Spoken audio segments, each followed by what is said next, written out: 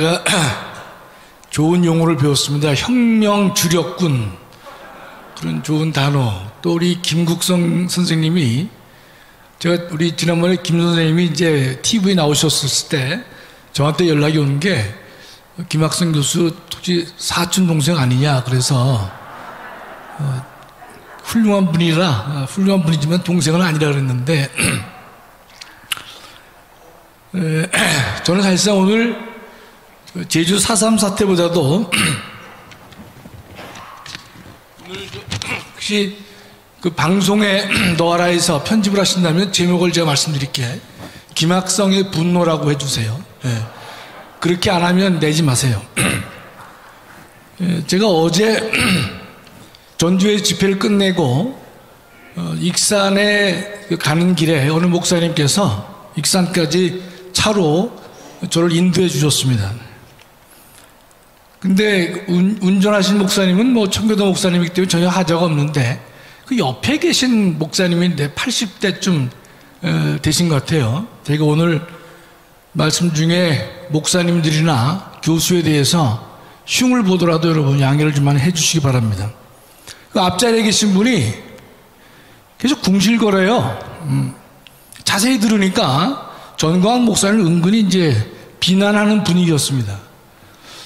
그래서 제가 좀 참고 있었는데, 뭐 쓸데없는 얘기를 하다가 하는 말이, 제가 격분한 게, 참다가 전광훈 목사는 목사라기보다도 사상가다 이런 말을 해요. 그러면서 전광훈 씨 뭐 이런 용어를 쓰더라고요.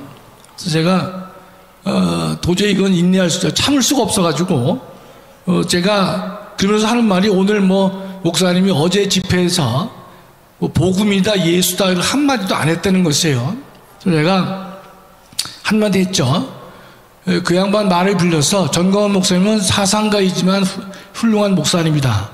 동시에 두 가지를 다 가지고 있다. 그랬어요. 제가 그분한테 그랬어요. 우리 목사님께서는 설교를 한 편이라도, 전 목사님 설교를 한 편이라도 들은 적이 있느냐? 없다는 거예요. 그래서 왜 그런 분이 근거 없이 그런 비난을 하느냐? 미국에 있는 친구가 말해줬다는 거예요. 그 양반 대화 속에는 계속 미국의 어떤 친구가 말해줬다는 얘기가 나옵니다. 근데 이 양반의 말의 태도를 보면 자근자근히 말하면서 얘기를 토론을 안 해본 사람은 아니에요. 목사님들이 보통 말씀을 잘 하시잖아요. 그렇죠? 훌륭한 목사님은 많지 않아도 목사님들은 다 말을 잘합니다. 일반적으로. 그래서 제가 그러면서 하는 말이, 정권교체가 중요한데 왜 그런 말을 하나도 안 하느냐? 복음은 왜 얘기를 안 하느냐? 그렇게 얘기를 해요. 그래서 내가, 아니 우리가 지금 어제부터 월요일부터 지금까지 오는 집회가 정권교체를 위한다는 말을 해야 알아듣습니까? 그 말을 해야 알아듣는 거예요.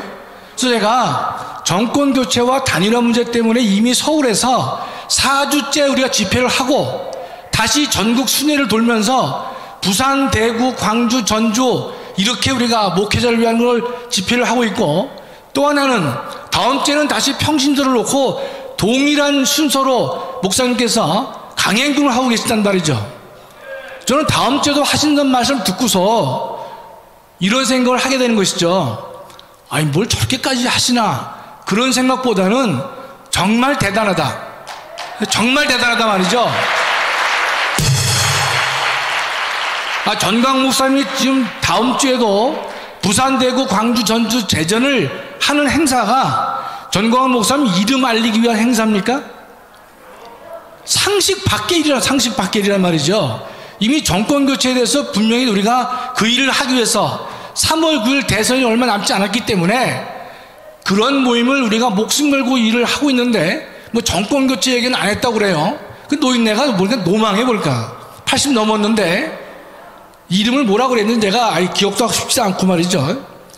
예수 복음 얘기가 하나도 없다는 거예요. 그래서 내가 무슨 소리 하냐, 내가 지난번에 2달 동안 10주 동안 성령 집회를 내가 월화 수목금 다 참석했단 말이죠. 10주 차. 제가 제 나이 또래 부흥회를 다녀봤지만 저 10주 부흥회는 제가 들어본 적이 없어요. 제가 한번 해서 저도 끝장을 보겠단 말이죠. 그래서 제가 전체를 참석했는데 10주차 그 불집회를 했는데 예수와 복음 얘기를 안 한다 그래서 참 이 양반 참 문제가 있구나 말이죠. 제가 운전했으면 제가 내리라 그랬을 거예요. 제가 참 인상이 좋아 보이죠, 여러분. 예. 젊어서는 경건의 모양도 없었고 능력도 없었습니다. 근데 나이가 드니까요, 경건의 모습은 좀 보이나 봐요. 아파트 주민이라든지 이런 분들이 저보고 목사 아니냐 이런 말을 해요. 그래서 경건의 모습은 좀 충족을 좀 하고 있구나 이런 생각을 하는데, 승질이 나가지고 제가 내리라 그러려고 싶어도 내 차가 아니잖아요, 내 차가. 예? 그때 거기서 내가 내려가지고 가기도 좀 그래가지고 제가 어제 참았단 말이죠, 제가. 근데 제가 그 양반한테 그런 얘기를 했어요. 전광훈 목사님은 예수 한국 복음 통일해서 목숨을 건 분이다. 그 얘기를 하니까 우리 집사람은 저한테 이제 그만 얘기하라고 이제 제가 언성을 좀 높이니까 말이죠. 그랬더니 이 양반이 하는 말이 저를 격분시키는 얘기가 뭔가면 교수님이 객관적이진 않다는 거예요. 그래서 이 미친놈이네 이게.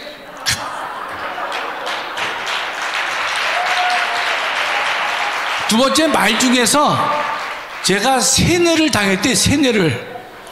그래서 제가 이 두드려 팰 수도 없고 말이죠. 예? 두 가지를 제가 말씀드릴게요. 제가 객관성이 없는지 세뇌를 당했는지.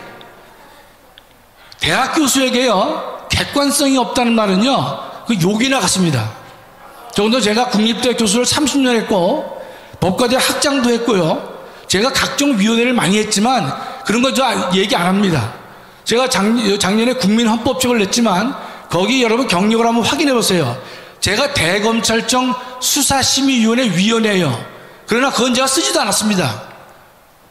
중요한 것은 제가 그런 그 잡다한 뭐 보직을 많이 했다, 잡다한 위원회 일을 했다고 하는 것은요, 저는 일부러 빼는 사람이에요. 또 하나는요, 제가 객관성이 없다니, 제가 고려대 법대를 졸업하고 서울법대에서 석박사 학위를 했는데, 여러분 예컨대 외국에서 학위하신 분들이 대한민국에서는 많이 알아주죠. 인정을 받는 거 맞아요. 훌륭한 분들이에요. 그러나 법학계에서는요, 서울법대에서 박사 받은 사람들이 대한민국 법학계를 다 리드하고 있습니다. 그 왜 그런 줄 아세요? 서울법대 박사 가지고는 들어가기가 어려워요. 독일에 있는 외국대학은 원서 내면 다 받아줍니다. 제가 외국대에서 학위하신 분들 내가 무시하는 거 아니에요. 서울법대에서 박사 받은 사람들이 그만큼 일을 많이 해내고 있다, 업적이 있다는 것을 제가 말씀을 드리는 거예요. 제가 제 입으로 이런 자랑하려니까 좀 쑥스럽습니다. 우리 고세진 박사님은 정말 명실상부하게 훌륭한 분이에요. 시카고 대학에서 학위를 하시고, 또 이스라엘에서도 총장도 하시고, 액트에서도 총장도 하시고, 또 고든 코넬 대학에서 교수를 하고 계시니까 명실상부하게 내놓을 만한 한국의 인재임에 틀림없습니다. 그러나 제가 대학은 얘기 안 하겠지만 그렇게 제 눈에 들어오지도 않는 그런 일을 하면서 자랑하는 거 아니거든요, 실제로.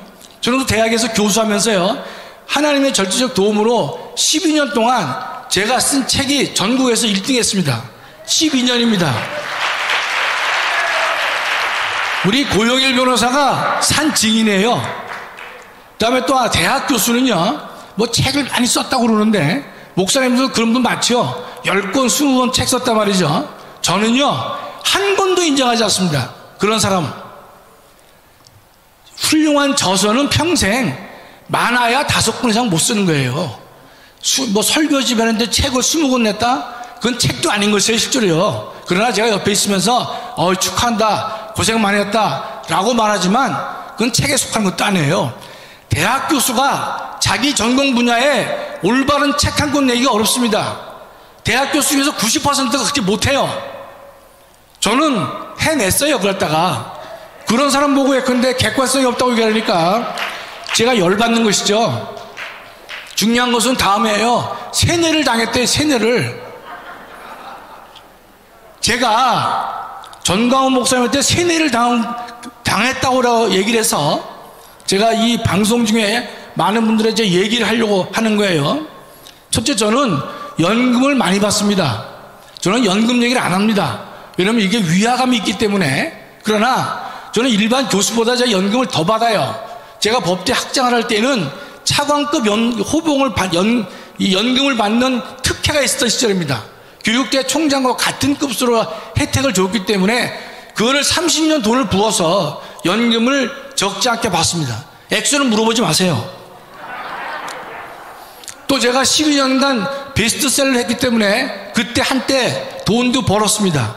물론 11조 다 냈어요. 저희 어머니가 11조 떼어먹지 말라 그래서. 저는 우리 어머니 돌아가시 3년 전까지는요 집안에 11조 과외를 어머니가 하셨는데, 어머니가. 저는 돈 벌면 11조 떼어서 어머니 드리면 어머니가 다 관리해서 11조를 내신 것이에요. 떼어먹었으면 우리 어머니가 떼어먹었지 저는 떼어먹지 않았습니다.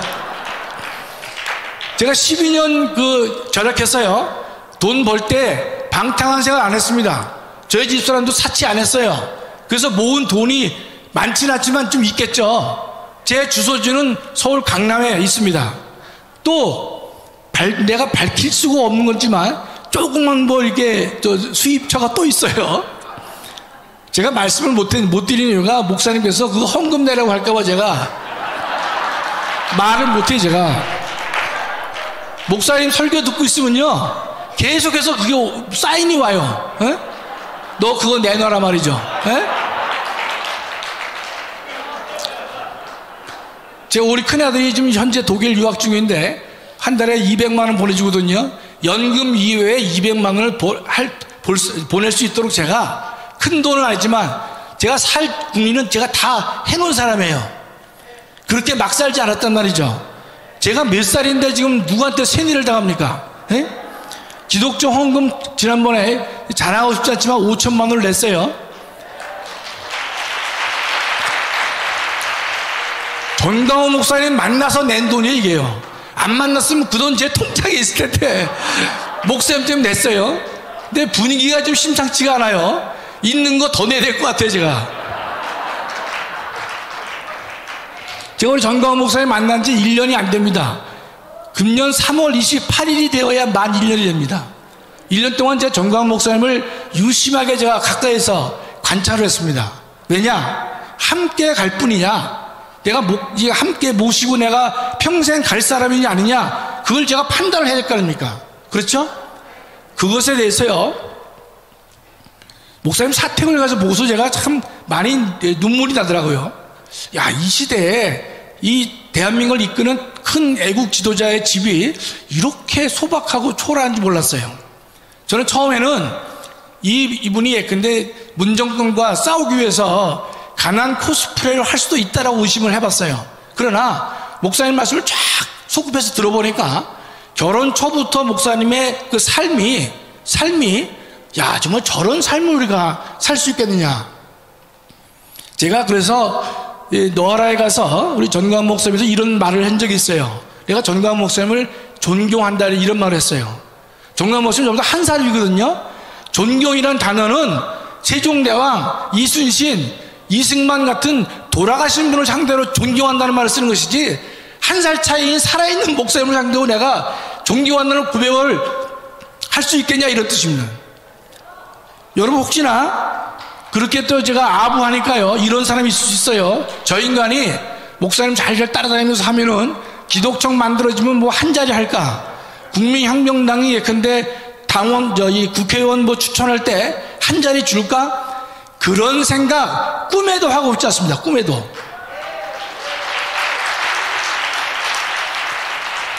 제가 또 다행히 하나님께서 인도해 주셔서 우리 목사님을 제가 만나 뵙게 됐고, 제가 보니까 야, 정말 예수한국 복음통일을 위해서 목숨 건 사람은 야, 유일하다 말이죠. 이 안에 계신 많은 목사님들도 훌륭한 목사님이 많아요. 목숨 건 분 많이 있어요. 그러나 정말로 제가 삶의 자세나 그 등등을 봤을 경우에 예수 한국은 단순한 슬로건이 아니라 목숨같이 여기고 있는 분이다 말이죠. 그런 확신이 있으니까 제가 목사님 옆에 따라다니는 것이지, 세뇌를 당해? 이런 미친놈 같으냐 말이지. 에? 아, 나이를 80 넘었으면 나이 먹은 값을 똑바로 해야 되는 것이죠. 자기 나이에 책임을 져야 되는 것이에요. 에? 젊었으면 저한테 한 대 맞았을 거예요. 예. 한 대 맞고 돈 뭐 물어주면 되는 거죠, 그거. 예. 저는요, 이런 뭐 정치에 또 나간다 이런 꿈도 없고 말이죠. 그런 마음이 없어요. 우리 집사람하고 저 약속을 해요. 줄로 재어진 구역, 하나님께서 저한테 줄로 재어진 구역이 있을 거란 말이죠. 거기에 제가 만족하며 사는 것을 제 삶의 기본으로 하고 있습니다.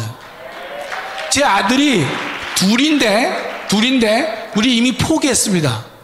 아들은 다 좀 있으면 다 며느리 거가 되기 때문에, 그래서 제가 우리 제 아내인 박권사하고 우리는 결심을 합니다. 우리끼리 잘 살자. 예? 우리끼리 잘 살자. 아들놈 다 필요 없다 말이죠. 그렇게 우리가 삶을 살려고 하는데 객관성이 없다는 둥, 세뇌당했다는 둥 말이요. 그래서 제가 어제 아주 신경질이 나가지고 제가 참 기도 없이는 인내를 못하겠더라고요. 참는 게 이 정도입니다. 참는 게. 저희가 이런 거죠. 우리가 하늘나라 언제 갈지 모르지 않습니까? 우리 정광 목사님 늘 트레이드 용어가 있어요. 원 없이 한없이 한번 예수를 믿고 하늘나라 가야 되지 않겠나? 이거밖에 없는 것이에요. 그런데 우리가 그 말씀은 다 알지만 우리 눈에 직접 보이는 사람이 그런 일을 한다라고 하면요, 우리가 따라가기가 훨씬 쉬운 겁니다. 성경 말씀대로 살아야 되겠지만은 그대로 살려고 노력하는 사람이 주변에 있으면 그걸 따라가기가 훨씬 쉬워진다, 이런 뜻입니다. 우리가 그래서 이렇게 전광훈 목사님처럼 또 만나게 된 것도 하나님께서 인도해 주셨다고 보는 것이고, 제가 전광훈 목사님께 어떻게든지 도움되는 말씀을 드리려고 하는 것은요, 목사님께서도 기뻐하시겠지만 궁극적인 것은 하나님이 기뻐하신다고 보기 때문에 그런 것이에요.